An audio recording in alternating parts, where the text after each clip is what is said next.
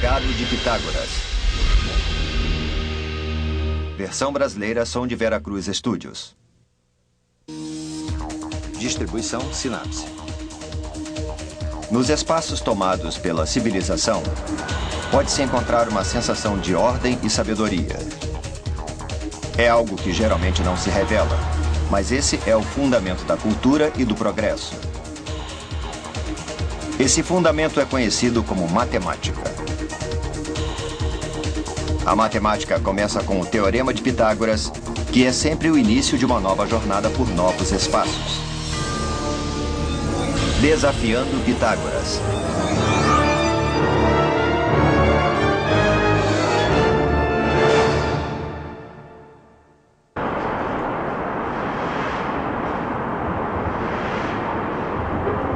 O Teorema de Pitágoras foi, por 2000 anos, considerado uma verdade imutável que avançou junto com a civilização humana.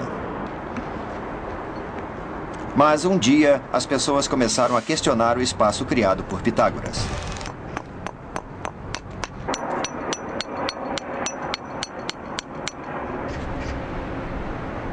O Estádio Olímpico de Beisebol de Changchun tem uma superfície perfeitamente reta. Usando equipamentos modernos de medição, marcamos um ponto e, a partir dele, criamos um pequeno triângulo retângulo. Para fazer um ângulo preciso de 90 graus para o nosso triângulo retângulo, usamos equipamentos modernos de medição.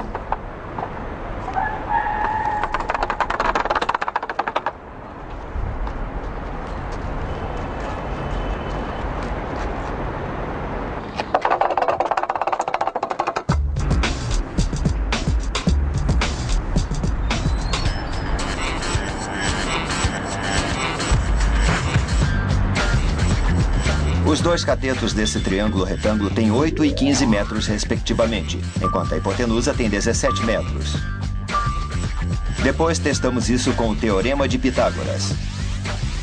O quadrado da hipotenusa de um triângulo retângulo é igual à soma dos quadrados dos catetos. Os quadrados de 8 e de 15 são 64 e 225, que somam 289. O quadrado de 17, como previsto. Então decidimos aumentar o triângulo. Usando o mesmo ponto inicial no Estádio Olímpico de Beisebol de Changchun, aumentamos o triângulo até onde pudemos dentro da Península da Coreia.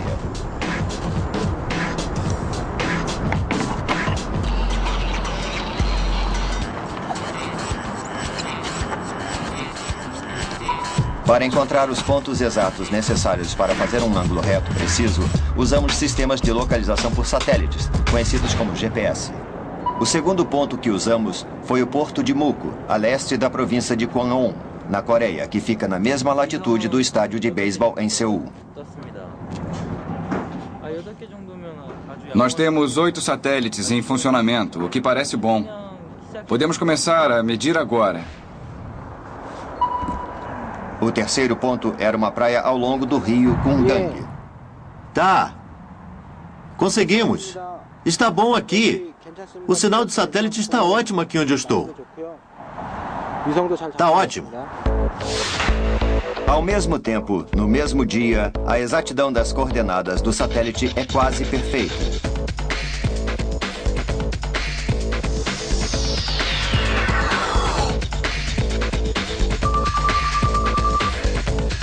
De acordo com os aparelhos de GPS, a distância entre o estádio em Seul e o porto de Muko era de 181 quilômetros e 80 em uma linha reta.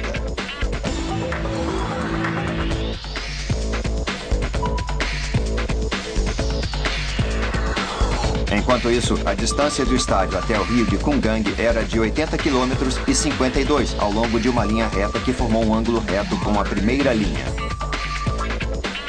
E a medida da hipotenusa era de 199 quilômetros e 51. Depois, elevamos esses comprimentos ao quadrado para ter certeza de que o teorema se aplicava a esse grande triângulo retângulo. Mas o resultado que tivemos foi bastante inesperado. Os resultados de nossas medidas reais não batiam com o que o Teorema de Pitágoras previa.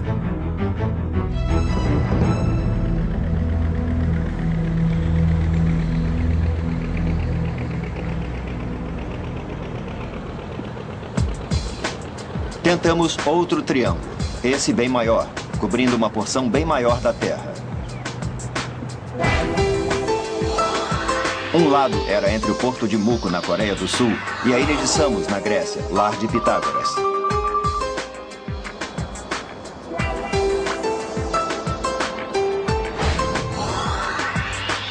O triângulo retângulo dessa linha levou a outro ponto na savana da República Democrática do Congo, no continente africano.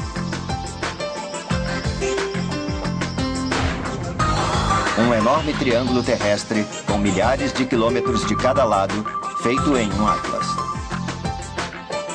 Medimos a distância real entre os pontos para ver se o teorema daria certo. O teorema dita que o quadrado da hipotenusa do triângulo retângulo será igual à soma dos quadrados dos catetos.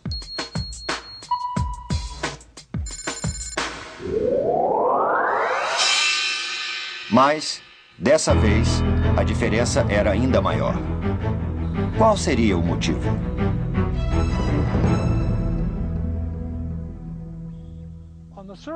Na superfície de uma esfera, como a superfície da Terra, a menor distância entre dois pontos não é mais uma linha reta. É a distância de um grande círculo que une esses pontos. É um círculo que você consegue cortando a esfera com um plano passando pelo centro.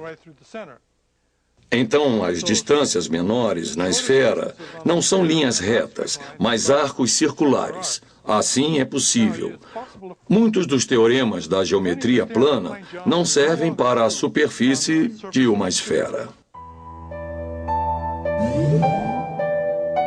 A soma dos ângulos internos de um triângulo retângulo é 180 graus num plano reto como uma folha de papel. Mas em uma forma esférica, as linhas e ângulos ficam curvos, o que muda seus comprimentos, tornando os ângulos interiores maiores. Em uma superfície esférica como a da Terra, o teorema de Pitágoras não funciona. Em 12 de abril de 1961, Yuri Gagarin, da União Soviética, se tornou o primeiro homem a viajar pelo espaço.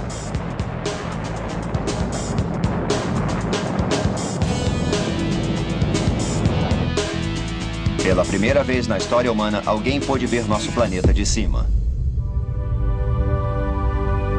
Seus olhos viram uma Terra redonda e azul.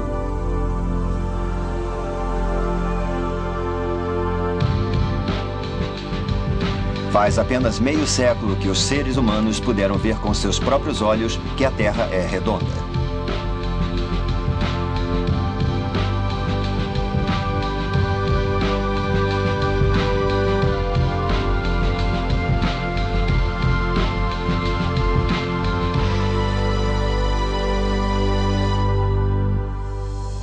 Mas os antigos matemáticos foram os primeiros a saber que vivemos numa bola redonda.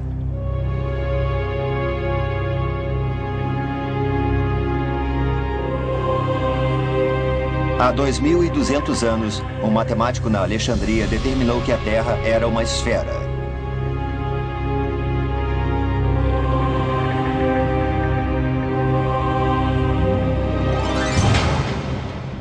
Eratóstenes foi o supervisor da Biblioteca da Alexandria, que na época era o centro de todo o conhecimento e aprendizado do mundo. Um dia, na biblioteca, ele leu parte de um diário de um viajante. O viajante anotou que ao meio-dia, no solstício de verão em Siene, que era como os gregos chamavam Assuan, todas as sombras desapareciam.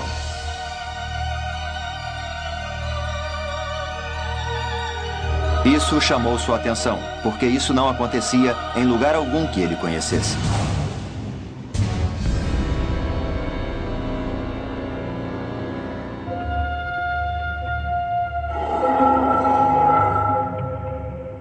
Ele decidiu fazer um experimento simultaneamente na Alexandria e em Siene.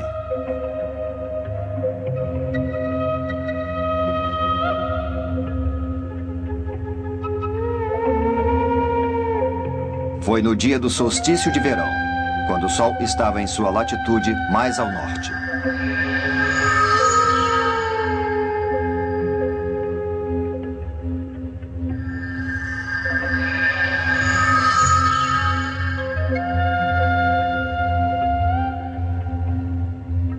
Os resultados do experimento foram que em um poço em Siene, quando o Sol chegou bem acima dele, todas as sombras desapareceram. Distante na Alexandria, algumas sombras continuaram. Isso era curioso, porque o tamanho das sombras era diferente. Ele tinha descoberto que a Terra é redonda? Eu acho que ele soube. Quando um navio navega uma longa distância no mar, ele parece afundar no horizonte, independente de que direção ele esteja seguindo. Acho que eles descobriram que a Terra não poderia ser plana.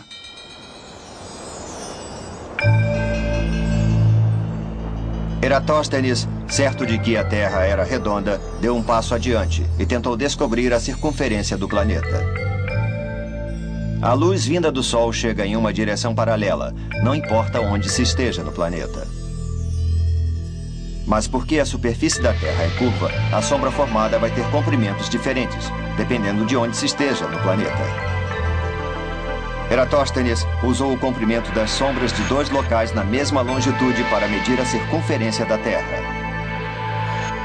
Seu experimento começou na Alexandria.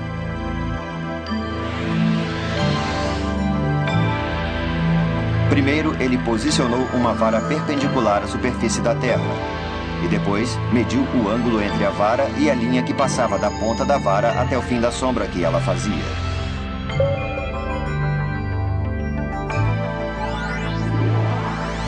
O ângulo formado pela vara perpendicular na Alexandria e sua sombra formavam um ângulo de 7,2 graus. Isso é 1/50 dos 360 graus que formam um círculo completo. Agora, ele só precisava descobrir a distância até Siene para medir a circunferência da Terra.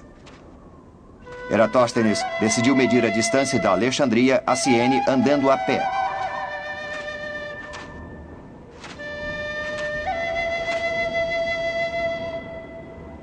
Ir da Alexandria a Siene a pé naquela época era uma jornada perigosa.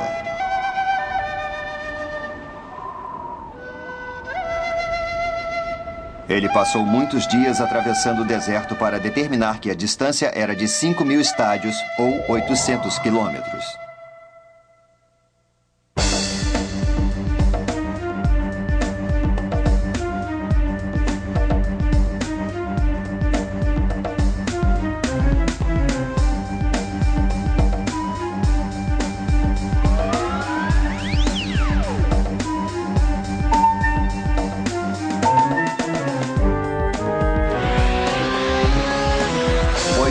Quilômetros multiplicados por 50 davam 40.000 quilômetros. 2.200 anos atrás, um matemático já tinha determinado a circunferência da Terra. A Terra é esférica. Então, para medir a circunferência, ele precisava medir os ângulos de pontos ao longo do mesmo meridiano. A precisão para medir a distância entre Siene e Alexandria foi menos exata que nos tempos modernos. Ele usou o estádio como unidade de medida, mas essa não era a medida mais precisa. É difícil converter isso para a métrica moderna, mas pode-se dizer que essa medida era extremamente precisa para o seu tempo.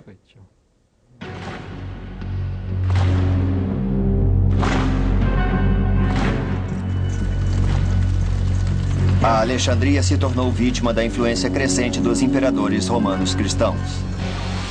Em 391 foi ordenado que todos os templos pagãos fossem destruídos e a biblioteca da Alexandria foi destruída pelo fogo. Os comandantes do Império Romano não queriam filosofias discordantes. Pouco depois disso, a Europa entrou em uma hibernação nas trevas.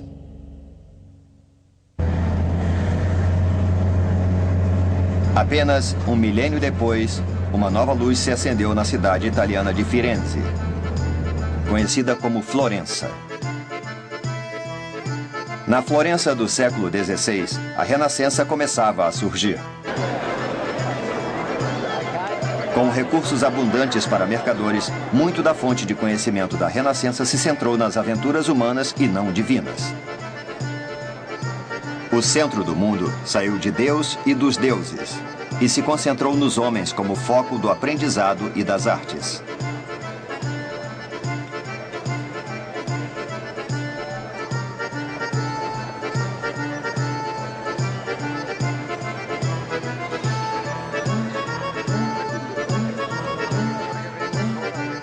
Florença ainda é um espetáculo da vitalidade da era da Renascença.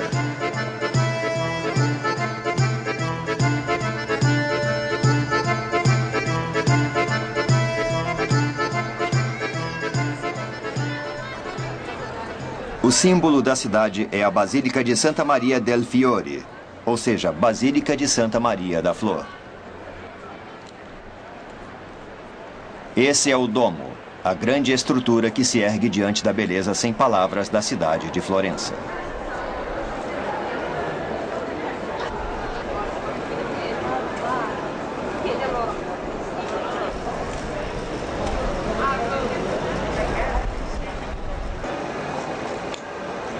Diante da catedral há uma estátua de Filippo Brunelleschi, o arquiteto que projetou o domo da catedral.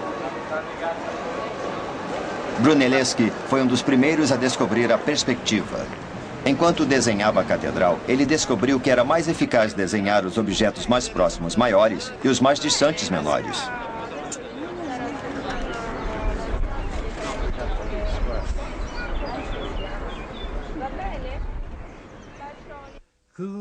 O espírito da Renascença era a razão. Eles usavam a razão para se concentrarem no humano.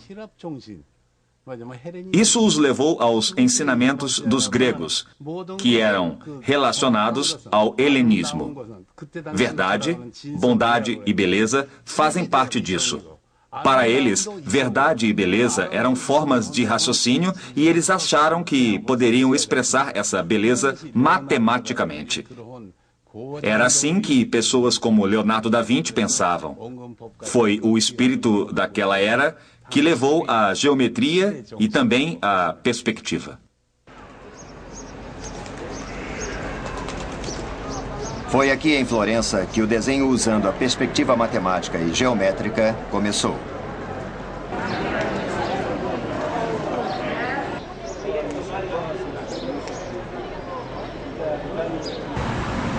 A igreja de Santa Maria Novella contém o famoso afresco do pintor Masaccio, que morreu jovem aos 27 anos. A obra de Masaccio, a Santíssima Trindade, é encontrada nessa catedral. Ela marca o primeiro uso de perspectiva linear sistemática. Embaixo está o casal que patrocinou esse quadro. Ele também tem Maria, João Batista, Deus e Jesus crucificado. Esse quadro tem um cálculo de onde Masaccio achava que seria o nível dos olhos de quem veria a pintura.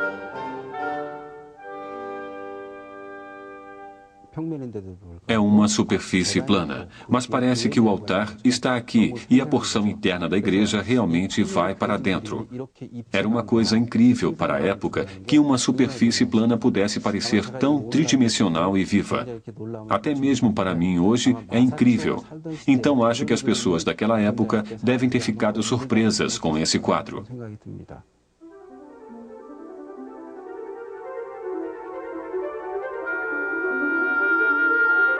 Um dia, em 1491, um pintor de Milão recebeu o pedido da corte papal em Roma de uma representação da última ceia de Cristo. A cena acontece antes da crucificação de Jesus, quando ele está em Jerusalém comendo com seus discípulos.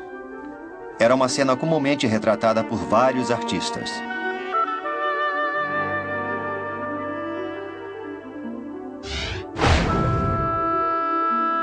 A última ceia, pintada por Giotto di Bandoni no final da Idade Média, tinha uma auréola em torno das cabeças de todos para mostrar sua santidade. Na representação da última ceia de Domenico Ghirlandaio em tamanho natural, encontrada no refeitório da igreja de Ognissanti, em Florença, O fundo é tão magnífico e belo que não parece que é da última ceia encontrada na Bíblia. Entre todas as representações da última ceia, a que é considerada a melhor está em um convento em Milão.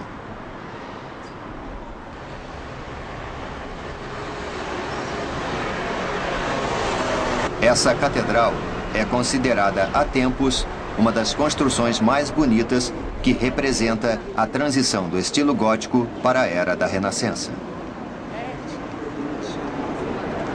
Ainda se acredita nisso até hoje. Pessoas de todo o mundo vêm aqui para ver o afresco.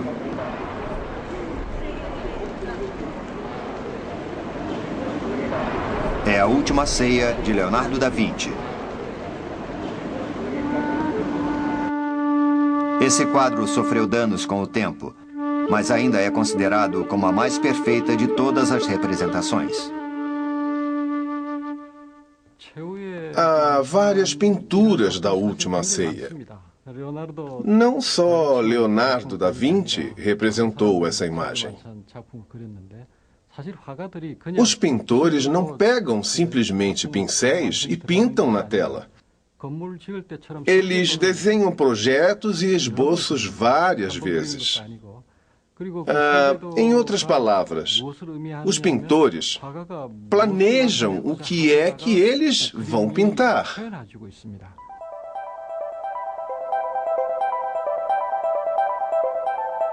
Antes de Leonardo da Vinci começar a pintar, ele dividiu o espaço de acordo com os métodos da perspectiva geométrica. Ele planejou a composição para que as linhas de visão convergissem sutilmente para Jesus.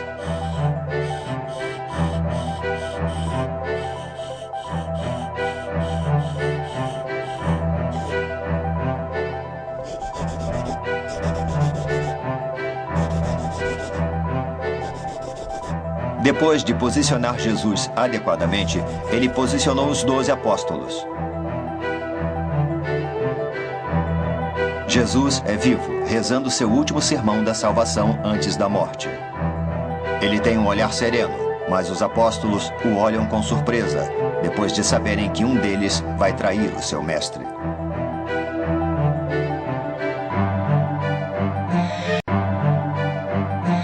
Dizem que os monges desse convento olham essa pintura e têm ilusões de fazerem parte da última ceia com Jesus e seus apóstolos. A perspectiva originada dos princípios geométricos abriu um novo mundo para os pintores. Quando eles se iluminaram com ideias sobre espaço, a matemática desenvolveu um novo conceito. Aqui é Kaliningrado, um território russo isolado no Mar Báltico. Ele um dia foi território alemão, mas os soviéticos vitoriosos o tornaram parte da Rússia depois da Segunda Guerra Mundial.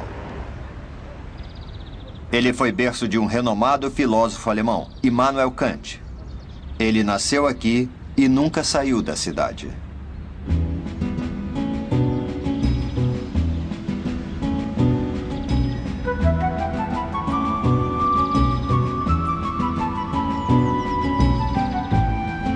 O rio Pregolya passa por Kaliningrado como um gancho.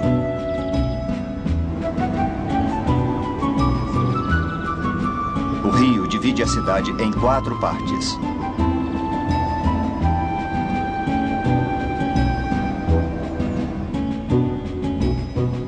Kaliningrado é importante há muito tempo como um porto sem gelo no Báltico, o que fez dele um importante centro comercial. 7 pontes conectam partes da cidade. 200 anos atrás, pessoas aqui tentavam resolver o famoso enigma das pontes. Em uma cidade com 4 partes e 7 pontes atravessando o rio, a questão era se seria possível atravessar todas as 7 pontes sem atravessar uma mesma 2 vezes. Muitos tentaram resolver o quebra-cabeças atravessando as pontes, mas ninguém chegou a uma resposta definitiva.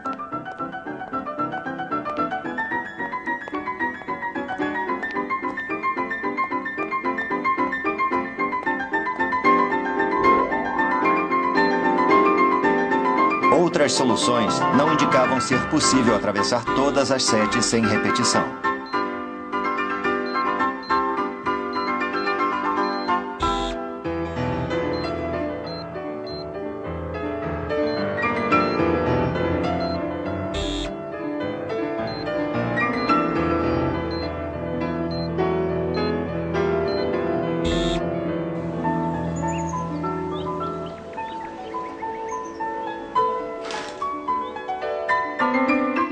O enigma das pontes de Kaliningrado ficou sem solução por um bom tempo. Em 1736, um jovem matemático chamado Leonhard Euler tentou resolver esse problema. Ele demonstrou que não se pode atravessar as 7 pontes sem atravessar ao menos uma delas 2 vezes. Para isso, ele desenhou pontos para representar os locais e linhas para representar as pontes. Agora o problema se tornou matemático. Você pode ligar todos os pontos com um único risco, sem tirar o lápis do papel? O novo conceito de espaço de Euler deu origem a uma nova forma de matemática, a topologia. Para chegar ao topo de uma montanha, há 2 coisas a se considerar. A primeira é, há um caminho até o topo? E a segunda é, qual é o caminho mais curto até o topo?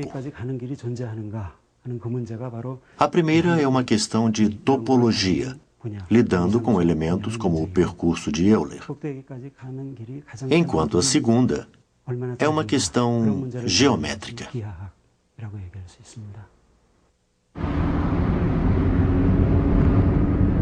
A imaginação e a inovação da matemática para compreender melhor o espaço redondo da Terra levou a novas descobertas.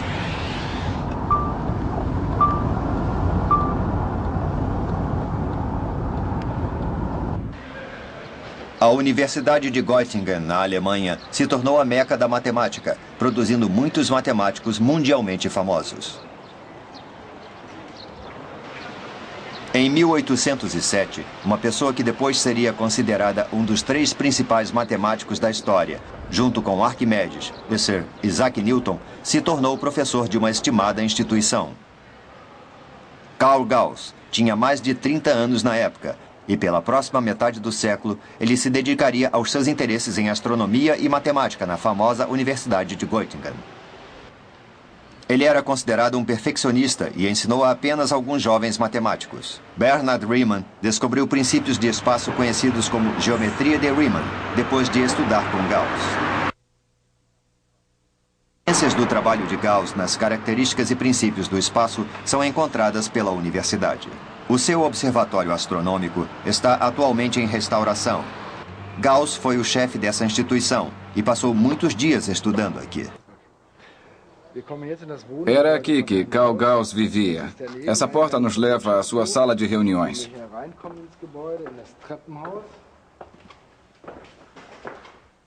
Como pode ver, é um espaço pequeno. Nada aqui é muito grande. Ele tinha no máximo 8 alunos e eles eram muito inteligentes. Agora, se vier por aqui, vai ver o escritório de Gauss. Aqui ficava a sala de Carl Gauss. Agora tudo isso está sendo restaurado. Gauss era grande matemático, mas também era um ávido astrônomo. Os estudos de Gauss não eram limitados à astronomia. Ele também explorou a medição geodésica, um tipo de análise de terreno que compreende a curvatura da Terra.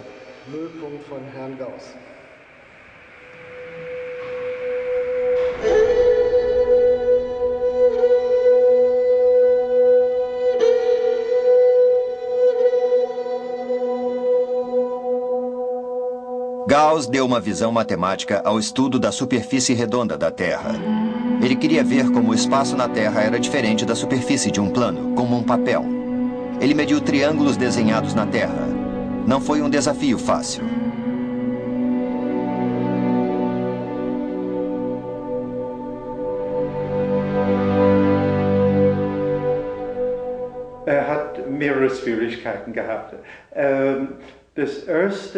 Gauss encarou muitas dificuldades. A primeira foi a precisão. Seus triângulos eram imensos, com lados de 57 quilômetros de comprimento. Era difícil ver um vértice a partir do outro. Ele fez aproximadamente 200 medições dessas e depois analisou meticulosamente os dados para conseguir resultados precisos.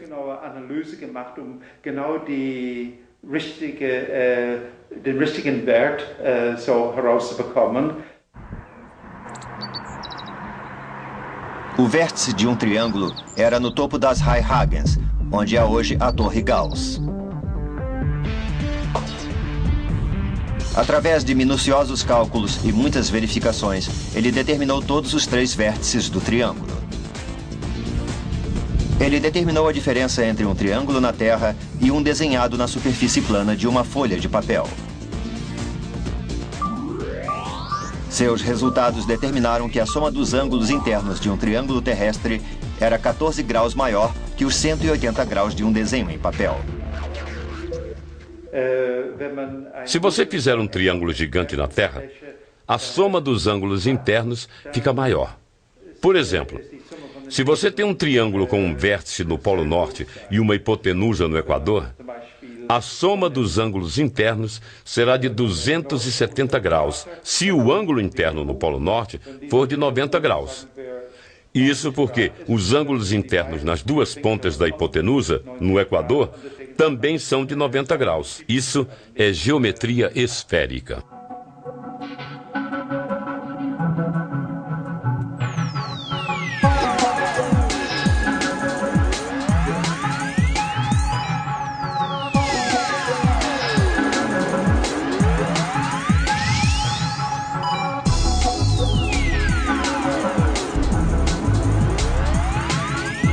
A soma dos ângulos internos de um triângulo em uma superfície plana sempre resulta em 180 graus. Mas a soma dos ângulos internos de um triângulo retângulo conectando o Polo Norte e o Equador é de 270 graus. Isso porque a Terra é esférica, com uma superfície redonda.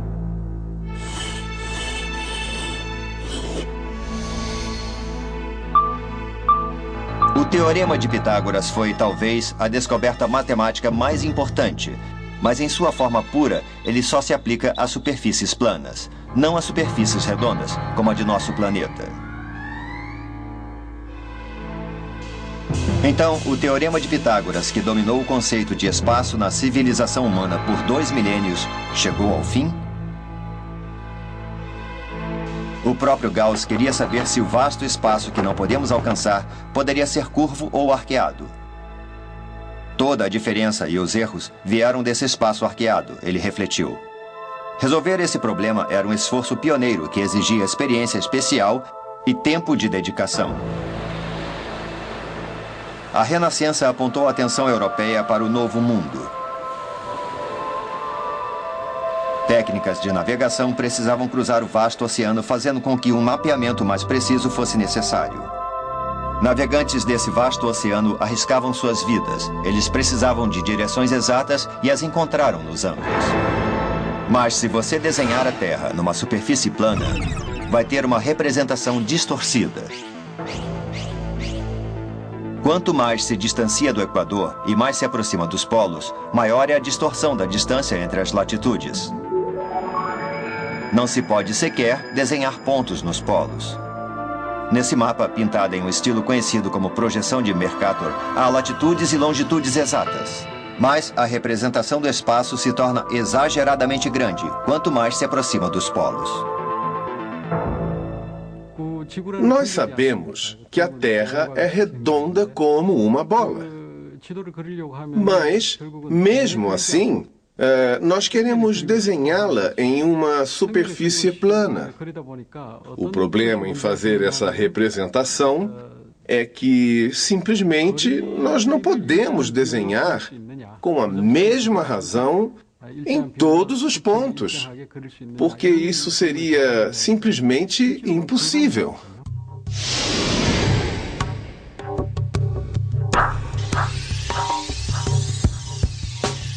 A distorção entre dois pontos em uma Terra esférica foi resolvida com um novo tipo de método de mapeamento chamado de Sistema Universal Transverso de Mercator. É um método em que um ângulo de um ponto específico é igual aos ângulos que você veria em um mapa.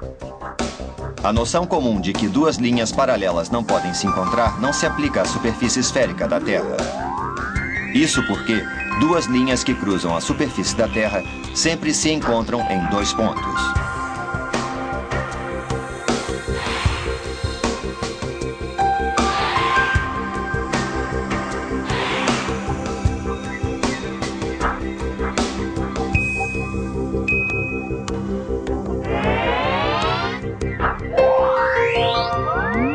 A menor rota entre dois pontos específicos na Terra é uma linha reta feita por um avião que passa pelos dois pontos e atravessa o centro da Terra.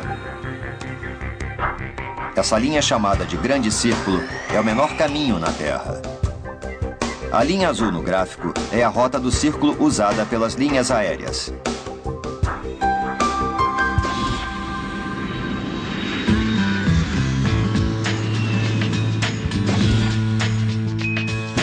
Quando olhamos para um mapa, parece que a menor rota de Nova York para Madrid é só seguir a leste pela latitude.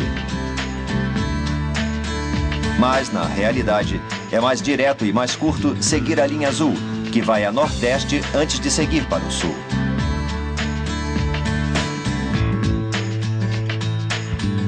Essa rota menor, usada por aviões, também é o caminho usado por aves migratórias engenhosas em suas longas jornadas globais.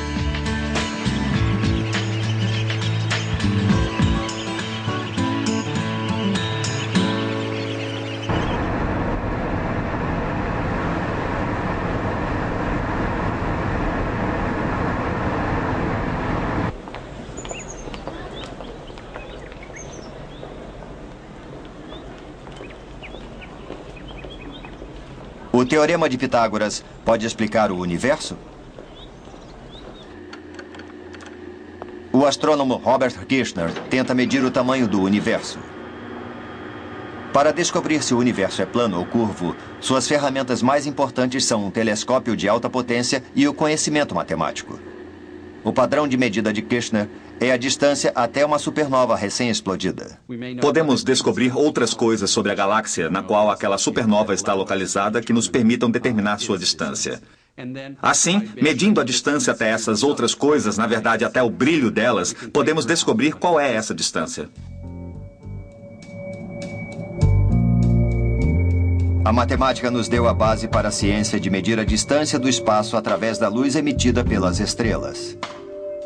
Foi Einstein quem desenvolveu o conceito de espaço, que começou com um triângulo numa superfície plana. Sua teoria física do espaço curvo começou com a matemática de Gauss e de Riemann. A tarefa de Einstein era descobrir o que é que curva o espaço. Einstein estava inventando a relatividade geral, a teoria da gravitação. Ele precisava descobrir como a presença de massa ou de energia curvam o espaço. E ele trabalhou duro nisso. Acontece que matemáticos já tinham criado várias dessas ideias interessantes. Então, voltando a Gauss e especificamente a Riemann, trabalharam muitas propriedades do que seria a geometria de um espaço com 3 ou 4, ou na verdade mais de 4 dimensões. É muito difícil para nós imaginarmos, mas essas eram as coisas de que Einstein realmente precisava. Durante milhares de anos, teorias matemáticas foram uma porta para um novo mundo.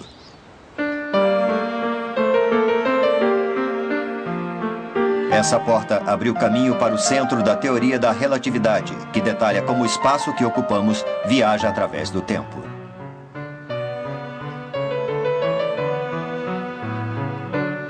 A teoria da relatividade começou com um novo entendimento de tempo e espaço.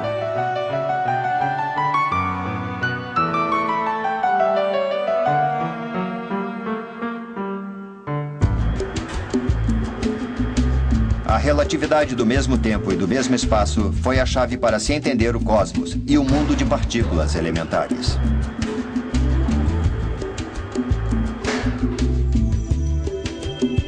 Einstein acreditava que tempo e espaço se curvavam pela massa, e a massa se movia de acordo com a geometria do tempo e espaço. Foi assim que ele previu que a luz passando perto de um Sol de grande massa podia se curvar. E com o telescópio espacial, há imagens desses anéis de Einstein, como gostamos de chamar. Essas lentes, que são imagens de objetos no fundo que foram distorcidos pela presença de um objeto imenso na sua linha de visão. Essa é a evidência definitiva da maneira pela qual o espaço é curvado por objetos grandes. Quando ele descobriu que todo o espaço era curvo, foi assim que ele expressou sua alegria. Um besouro cego caminha por cima da superfície de um globo e não percebe que o caminho que ele percorreu é curvo. Eu tive a sorte de perceber isso.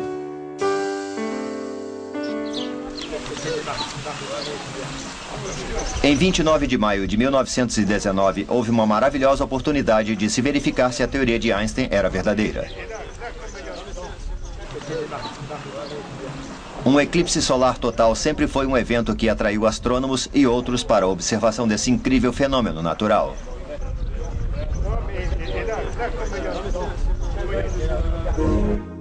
O eclipse solar total é um evento natural raro em que a Lua se posiciona entre o Sol e a Terra. Na Terra, a luz do Sol fica totalmente bloqueada.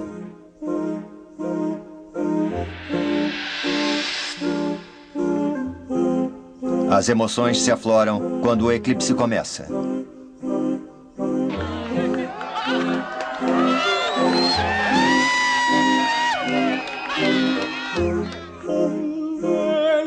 Astrônomos tiram fotos do último filete do Sol para ver a luz das estrelas quando o eclipse ocorrer.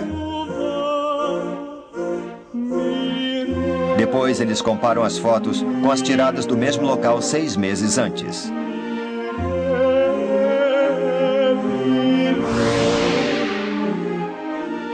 Quando o Sol brilha, a luz da estrela parece estar ao lado do Sol. O estranho, no entanto, é que as estrelas foram escondidas atrás do Sol.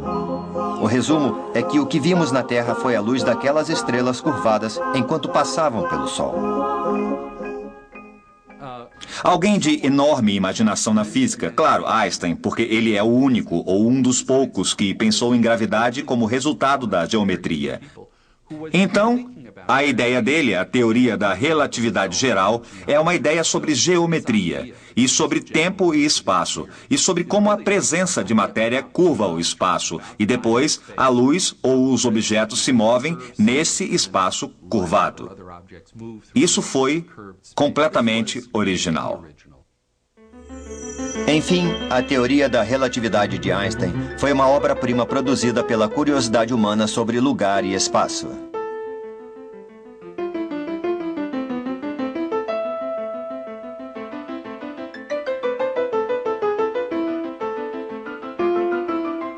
O triângulo retângulo construiu as antigas civilizações e povos. A matemática dos triângulos e o teorema de Pitágoras foram as ferramentas essenciais para o entendimento do espaço em que vivemos. Usamos termos na geometria como distância, comprimento, tamanho, volume e ângulos. Esses todos são conceitos para medir o espaço. E o teorema de Pitágoras é o ponto inicial de todos eles. Através desse teorema, podemos determinar comprimento e tamanho, calcular volume e medir ângulos. Mesmo na geometria não euclidiana, precisamos usar o teorema de Pitágoras para definir os conceitos de medida. O teorema de Pitágoras é o ponto de partida para todos os espaços. É fácil ver que a sabedoria encontrada nas civilizações que se desenvolveram no último milênio começou com os triângulos. Através desses triângulos, encontramos novos espaços e um mundo maior. E agora, a raça humana olha o cosmos. Enquanto olhamos para o universo, devemos nos lembrar humildemente que foi um simples triângulo que desvendou os segredos de nosso planeta e daquilo além dele.